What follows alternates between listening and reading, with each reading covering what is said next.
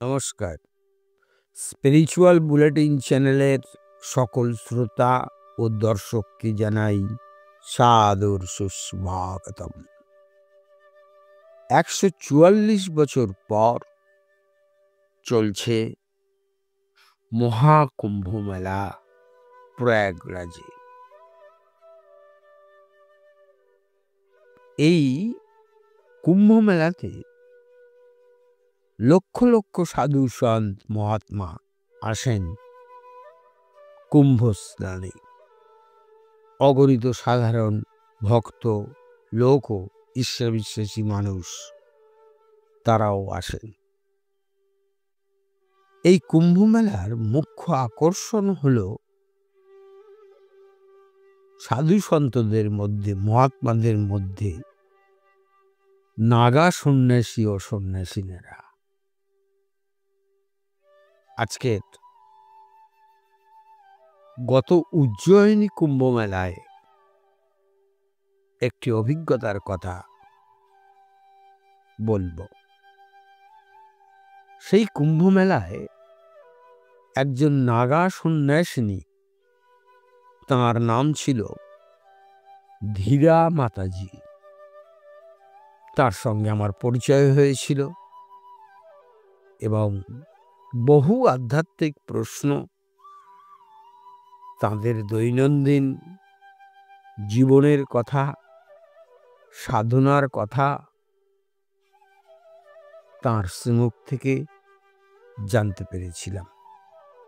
তিনি আমাদের বাংলার গঙ্গাসাগর মেলাতেও একবার এসেছিলেন। সে সময় তাঁর সঙ্গে যোগাযোগ করে তখনও বহু অজানা আধ্যাত্মিক প্রশ্নের উত্তর পেয়েছিলাম।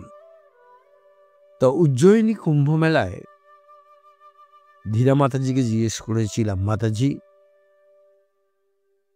আপনি কোথায় থাকেন?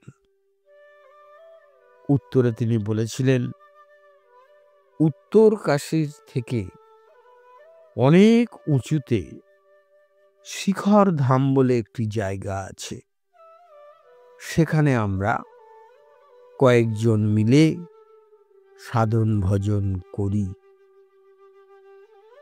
যেই সাধন ভজনের কথা উঠল, তখন আমি মাতাজিকে জিজ্ঞাসা করেছিলাম, মাতাজি আপনাদের প্রাত্যহিক দিন কিভাবে কাটে অনুগ্রহ করে যদি একটু বলেন। মাতাজি বলেছিলেন, আমরা